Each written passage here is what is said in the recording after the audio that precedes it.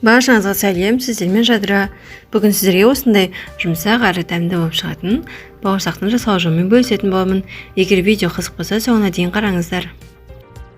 Бауырсаққа қамыр илеу үшін ыдысымызға алдымен сүтімізді, онан соң суымызды құямыз. Екеуі де жылы болуы қажет. Біраз қасық тұз, біраз қасық ашытқы саламыз, және де сұйық май құйып жақсылап араластырамыз.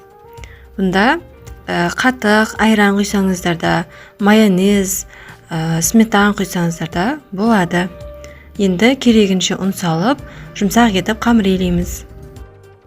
Менің басқа да рецепттерімді көру үшін каналыма тіркеліп, қоңыраушаны баса кетіңіз, және де видеоға лайк басып, пікір қалдыруды да ұмытпаңыз. Мінекей қамырымыз дайын. Енді жылы жерге бетін жауып, көтерілгенше шамамен 1 сағатқа қойып қоямыз. Көтерілгеннен соң тағы да бір қайтарып илейміз, және тағы да көтерілгенін күтеміз. Онан соң осылай видеодағыдай етіп, бірнеше бөліктерге бөліп шығатын боламыз. Қамыр қолыңызға жабыспау үшін мен секілді ұнның көмегімен бөліктерге бөлсеңіз болады, немесе сұйық майды пайдалансаңыздар да болады. Осылай бөліктерге бөліп болған соң, бетін жауып, тағы да көтерілгенше қойып қоямыз. Сол кезде қамырымыз өте жұмсақ болып шығады. Енді үстел үстіне ұнымызды себеміз, немесе сұйық майды жағып, осылай қамырымызды әдемілеп жайып аламыз.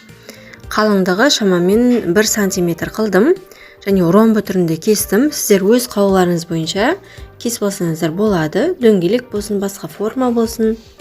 Мен осылай ромбы түрінде кестім, және осыдан кейін қызып тұрған сұйық майымызға бауырсағымызды екі жағын қызарта әдемілеп қуырып алатын боламыз.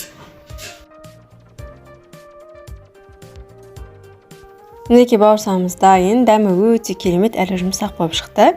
Сіздер де жасап көріңіздер, ас болсын.